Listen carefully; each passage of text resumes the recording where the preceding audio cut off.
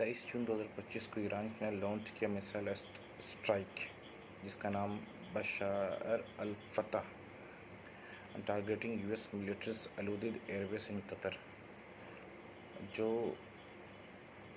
जो attack Iran ने American airbase पे किया है वो रिटालिएशंस है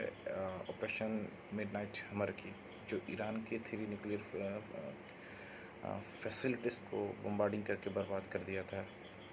तो हम इस बात को समझते हैं कि किस तरह का इसका परिणाम निकल कर सामने आएगा, किस तरह से इसमें कॉन्फ्लिक्ट बढ़ेगा। पहला तो मुझे इस बात को समझ में आ रही है कि escalation in US and Iran tensions, जो मेजर एस्केलेशन हो सकती है, फुल एस्केलेशन वार हो सकता है डायरेक्टली ईरान और यूएस के बीच में। बट दूसरा क्या है कि regional air space and force posturing. अभी फ़ौरन तौर पे कतर, यूएई एंड बहरीन ने अपने एयर स्पेस को शट डाउन कर दिया गया है और जितनी भी मिड एयर फ्लाइट है, जितनी उड़ने वाली फ़्लाइट, टेक ऑफ की फ़्लाइट थी, वो सारी स्टॉप कर दी गई है और रूट कई जहाज़ों का डाइवर्स कर दिया गया है। कई जहाज़ की लैंडिंग में डिले हो रहा है। और जो सिक्योरिटी डायलेमा इन गल्फ़ में था कि ऑलरेडी मिडिल ईस्ट कंट्रीज जितनी भी थी जिसमें अमेरिकन नेवल एयरबेस थी, उन लोग इस चीज़ से बचना चाह रहे थे कि हमारी ज़मीन जो है ईरान पर अटैक के लिए यूज़ ना हो, ताकि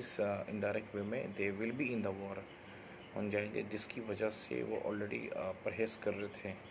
तो पोटेंशियल यूएस मिलिट्री रिस्पॉन्स क्या हो सकता है, लेट्स सी। तो US official have hints that कि जितनी भी ऑल नेसेसरी एक्शंस होगा खुद को डिफेंड करने के लिए, खुद की बेसिस को डिफेंड करने के लिए in Middle East countries they will take,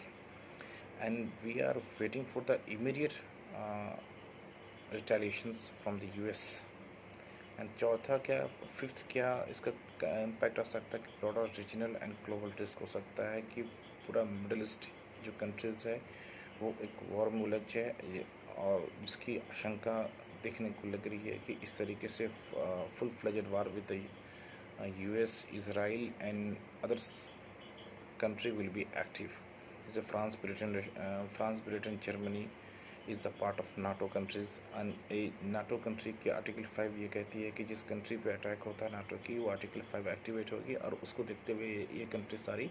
response करेगी। तो इससे broader risk and regional conflict बढ़ जाएगा, जिसकी वजह से इसका परिणाम बहुत ही ख़राब होगा ग्लोबल मार्केट के ऊपर, ट्रैफिक्स के ऊपर एंड ट्रेड रूट्स पे इम्पैक्ट आएगा। देखते हैं कि अपकमिंग डेवलपमेंट होता है, उसको लेकर फिर वीडियो